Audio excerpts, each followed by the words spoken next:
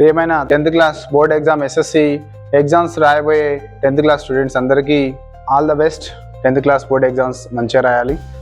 కొన్ని instructions, tips, మన previous students చేసిన మిస్టేక్స్ మీరు చేయకూడదు అనే ఉద్దేశంతో ఈ వీడియో చేస్తున్నాను. My dear parents, last one వచ్చేసి 5 minutes లేట్ కండిషన్ అనేది. 5 minutes లేట్ అయితే ఇక్కడ లైఫ్ అనేది స్పాయిల్ అయిపోతుంది. ఇక్కడ సబ్జెక్ట్ ఫెయిల్ అవుతారు, ఆబ్సెంట్ పడుతుంది. ఇది చాలా ఇంపార్టెంట్. 5 minutes అనుకుంటాము, బట్ సో ఎవరైనా సరే కంపల్సరీ రేపు మాత్రం 1 hour 2 hours అవసరమైతే 2 hours ముందే వెళ్ళండి. సో చూస్తున్నాము మనం వచ్చేసి ఈవినింగ్ న్యూస్ పేపర్లో, ఈవినింగ్ న్యూస్లో చూస్తే V6లో కానీ ఏ న్యూస్లో చూసినా కొంతమంది స్టూడెంట్స్ లబో దిబో అని ఏడుస్తూ, పేరెంట్స్ ఏడుస్తూ చూస్తున్నారు. అందులో మనం ఉండకూడదు. అంటే మనము చాలా జాగ్రత్తగా గంట ముందే వెళ్ళండి. ఏం పరిస్థితులు ఎట్లా ఉండేది చెప్పలేం. వెహికల్ ఖరాబ్ అవ్వచ్చు, లేదంటే ట్రాఫిక్ జామ్ అవ్వచ్చు. మన సెంటర్ దగ్గర ఉన్నా సరే, దూరం ఉన్నా సరే గంట వెయిట్ చేయండి పిల్లలు తీసుకుని, పేరెంట్స్. రైట్, ఇక్కడ స్టూడెంట్ నర్సరీ నుంచి first class, second class, 10th class దాకా చదివించారు. ఇప్పుడు బోర్డ్ ఎగ్జామ్, ఒక గవర్నమెంట్ కండక్ట్ చేసే ఎగ్జామ్కి అటెండ్ అవుతున్నారు కాబట్టి మీరు స్టేషనరీ ఐటమ్స్ అయినా సరే అన్నీ పర్ఫెక్ట్గా తీసుకెళ్ళాలి. పక్క వాళ్ళతో మాట్లాడడం, తీసుకోవడం అనేది జరగదు కాబట్టి కంపల్సరీ ఒక స్టేషనరీ ఐటమ్ సెట్. నెక్స్ట్ వచ్చేసి ట్రాన్స్పరెంట్ పౌచ్, కూడా ట్రాన్స్పరెంట్ పౌచ్ తీసుకోవాలి. హాల్ టికెట్, ఇవన్నీ కంపల్సరీగా చూసుకోండి. తర్వాత లేట్ నైట్ అయితే ఎవ్వరు కూడా 10:30, 11 తర్వాత మెలకు ఉండకూడదు. ఓవర్ నైట్ మీరు స్టడీ చేయడం వల్ల మార్నింగ్ ఆటోమేటిక్గా మన బాడీ అనేది సహకరించదు. కంపల్సరీ అవసరమైతే ఎర్లీ మార్నింగ్ 4 o'clock లేసి స్నానం చేసి ఫాస్ట్గా రీక్యాప్ చేసుకోండి. సబ్జెక్టు మనకు వచ్చేసి మెమరీలోకి వచ్చేస్తుంది. నెక్స్ట్ పాయింట్ చెప్పేస్తే మనకు సెంటర్ కోడ్ చెక్ చేసుకోండి. సెంటర్ దగ్గరికి వెళ్ళాక రూమ్ నెంబర్స్ అవన్నీ ముందే చూసుకొని ఎంటర్ అయిన తర్వాత ఎగ్జామినేషన్లో OMR షీట్లో మాత్రం అక్కడ ఇన్విజిలేటర్ ఇన్స్ట్రక్షన్ ఇస్తాడు. మనకి బుక్లెట్ 3 digit నెంబర్ అనేది OMR షీట్లో part 1లో, part 2లో మనము స్టూడెంట్ రాయాల్సిన అవసరం ఉంటుంది. అండ్ స్టూడెంట్ సిగ్నేచర్ కూడా. తర్వాత రూమ్ నెంబర్. సో ఇవి మాత్రమే, ఇంకా మిగతా డీటెయిల్స్ అన్నీ మనకు OMR షీట్ పైన వస్తాయి. అక్కడ వచ్చిన షీట్లో వచ్చిన ఇన్ఫర్మేషన్ అనేది కరెక్టా కాదా కంపల్సరీ చెక్ చేసుకోవాలి. ఈసారి వచ్చే బిగ్ అప్డేట్ ఏంటంటే OMR షీట్తో పాటు వాళ్ళు బుక్లెట్ ఇస్తున్నారు. ఇంతకుముందు main additional sheet, pin paper, additionals ఇచ్చేవాళ్ళు. బట్ ఇక్కడ 24 pages మన బుక్లెట్ వస్తుంది.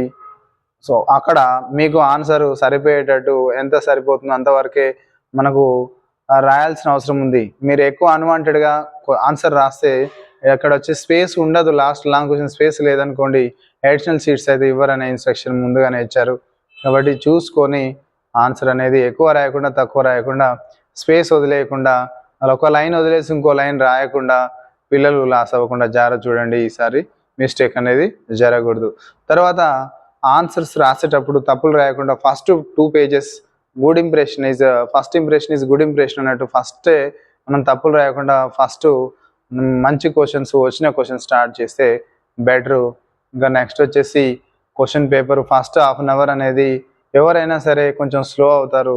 First half an hour, first 1 hour speed maintain చేస్తే మీకు లాస్ట్లో టైం మిగులుతుంది. Last half an hour hurry బర్రీగా రాసేసి టైం లేదని చెప్పేసి హ్యాండ్ రైటింగ్ పోతుంది. ప్లస్ వచ్చిన క్వశ్చన్స్ టైం లేక వదిలేసుకోవాల్సిన అవసరం కూడా వస్తుంది. ఇది ఒక పాయింట్ వచ్చేసి మైండ్లో గుర్తుపెట్టుకోవాలి. తర్వాత మనం వచ్చేసి బుక్లెట్ మెయిన్ ఆన్సర్ షీట్లలో ఎక్కడ కూడా మనం హాల్ టికెట్ నెంబర్ మెన్షన్ చేయకూడదు, రాయకూడదు. నెక్స్ట్ లెటర్ రైటింగ్లో కానీ, స్కూల్ నేమ్ కానీ, మన అడ్రస్ కానీ ఏమీ రాయకూడదు. అక్కడ ఇంటూ మార్క్స్ పెట్టాల్సిన అవసరం ఉంది. తర్వాత ఆన్సర్ షీట్లో క్వశ్చన్ అయిపోయిన తర్వాత కంపల్సరీ క్వశ్చన్ సపరేట్ చేస్తూ మీరు మార్జిన్ డ్రా చేయాలి. డౌన్ మార్జిన్ కొట్టేసే లైన్. ఎందుకు అంటే మీకు మార్క్స్ కంపల్సరీ క్వశ్చన్కి నెక్స్ట్ క్వశ్చన్ అక్కడ మిక్స్ అయ్యే ఛాన్స్ ఉంది.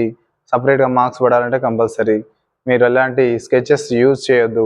తర్వాత అన్ని క్వశ్చన్స్ రాసిన తర్వాత ఒకసారి మళ్ళీ అన్ని రాసాం లేదా చెక్ చేసుకోవాలి. క్వశ్చన్ నెంబర్స్ వేసామా లేదనేది కంపల్సరీగా చెక్ చేసుకోవాలి. క్వశ్చన్ నెంబర్స్ కనుక వేయలేదనుకోండి మీకు ప్రాబ్లం అవుతుంది.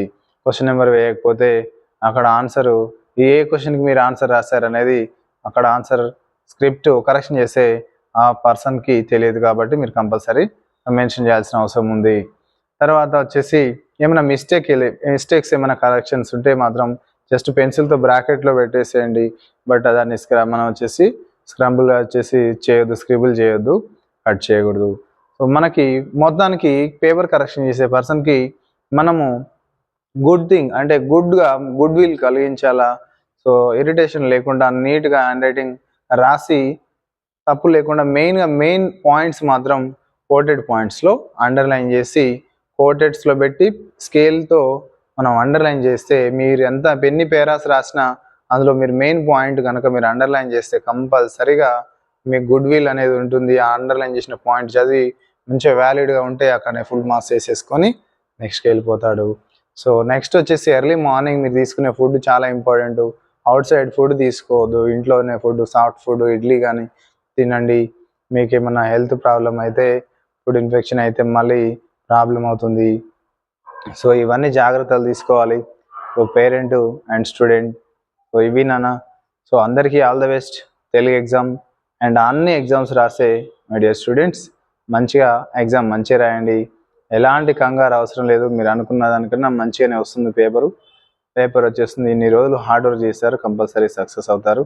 అందరికీ all the best all my dear students and Telugu state students అందరికీ ఆల్ ద బెస్ట్. ఇక సెలవు.